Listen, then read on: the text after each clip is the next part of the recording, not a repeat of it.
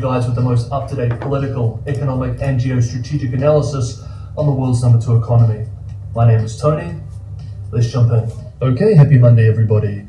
After 4 days of private talks in Beijing, China, Iran, and Saudi Arabia reached an agreement for the latter two to resume diplomatic relations after 7 years of estrangement.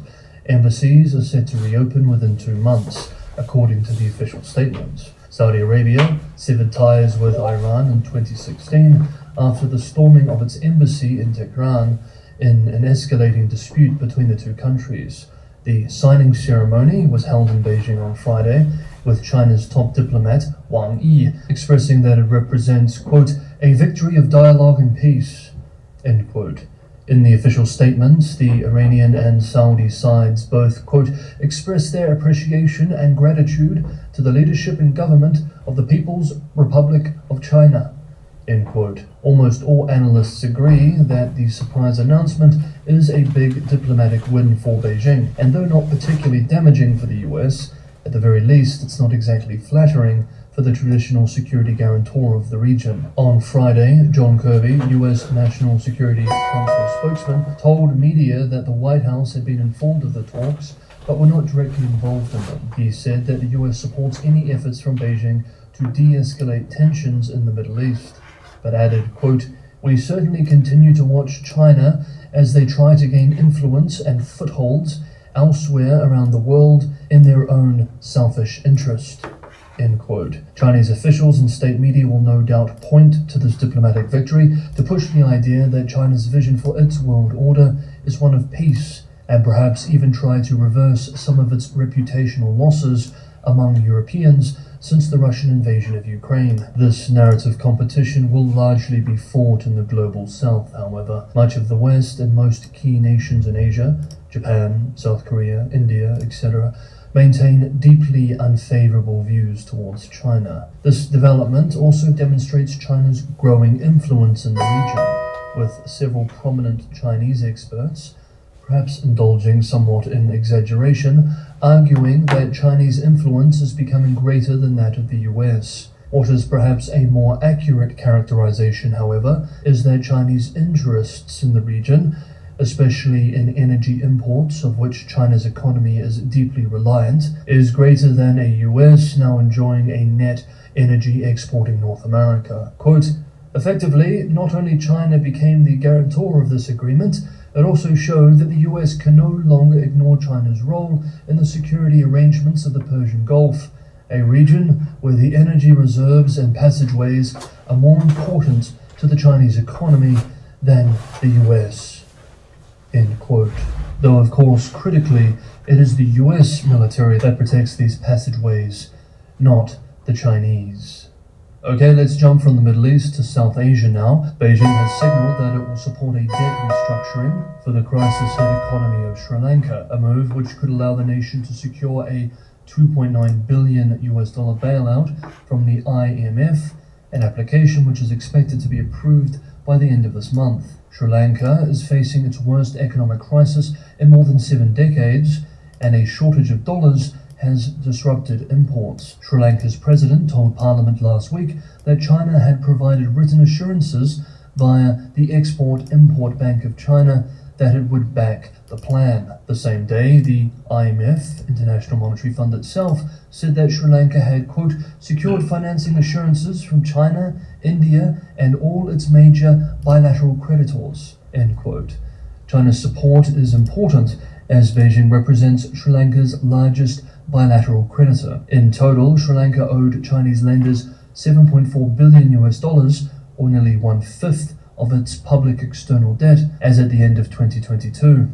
China has lent or invested billions of dollars into the developing nation to support infrastructure spending, most famously or infamously, depending on one's outlook, for the deepwater Hambantota International Port, which has been leased to China on a 99-year agreement. China has become the world's largest government guarantor to developing countries over the past decade. Most of that lending has been done by state-owned banks. Some commentators have accused Beijing of lending to vulnerable, whether this is happening or not, and if so, to what degree. Some analysts even come down on the other side of this debate, arguing that the reason why Chinese lenders are giving so much to risky borrowers is not because they want political leverage, but because they are simply new to the international lending game and they are just not that good at it yet. After all, they argue, the same was seen when Japan, the USSR, and even the US initially entered the international lending market.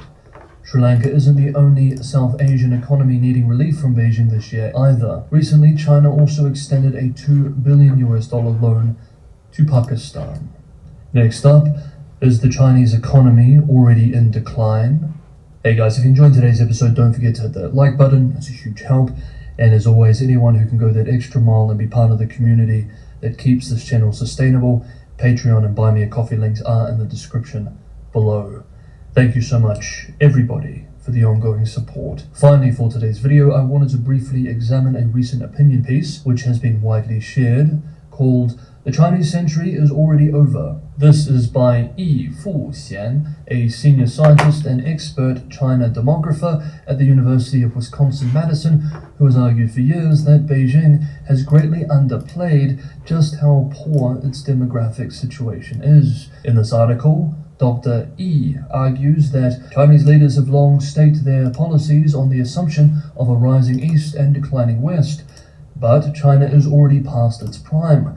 The gap between its declining demographic and economic strength and its expanding strategic ambitions now constitutes a major geopolitical risk. Let's finish by looking at some of his arguments.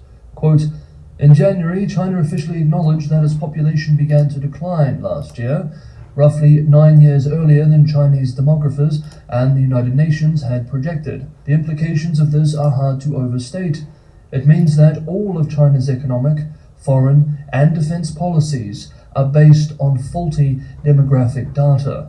For example, Chinese government economists have predicted that by 2049, China's per capita GDP will have reached half or even 3/4 that of the United States, while its overall GDP will have grown to twice or even 3 times that of its rival. But these forecasts assumed that China's population would be 4 times that of the US in 2049.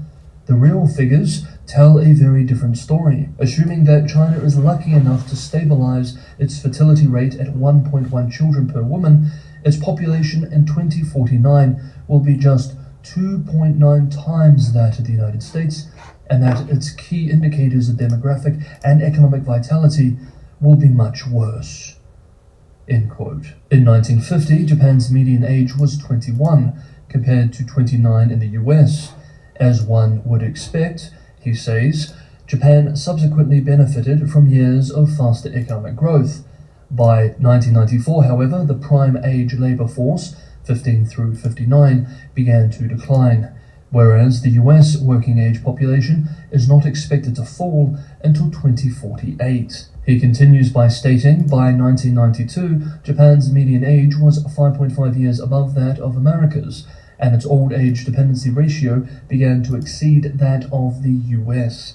Not surprisingly, its GDP growth has been lower than America's ever since.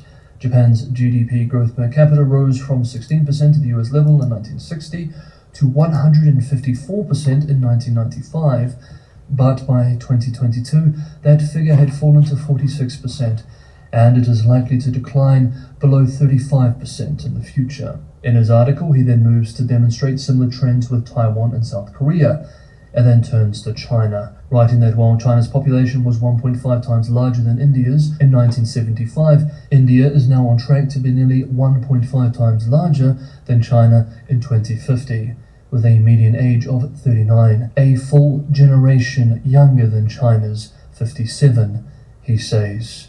Quote, "By 2030, China's median age will already be 5.5 years above that of the US, and by 2033, its old age dependency ratio will begin to exceed America's. Its GDP growth rate will begin to fall below America's in 2031 through 35, at which point its per capita GDP will hardly have reached 30% of its rivals, let alone the 50 to 75% predicted by Chinese official economists. If the US is overtaken as the world's largest economy, it will be by India, not China." End quote. E explains why he is not impressed with arguments that China will innovate its way out of its aging crisis with technology, and then turns to the theme of decline and geopolitical implications. Quote, China's decline will be gradual. It will remain the world's second or third largest economy for decades to come. But the huge gap between its waning demographic and economic strength and its expanding political ambitions may make it highly vulnerable to strategic misjudgments. America and its allies are also dealing with societal aging and resulting economic slowdowns.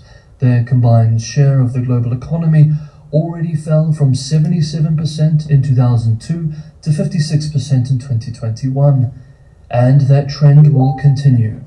The geopolitical implications should be obvious. If the major powers are wise, they will cooperate in good faith to forge an enduring global order before they no longer have the power to do so.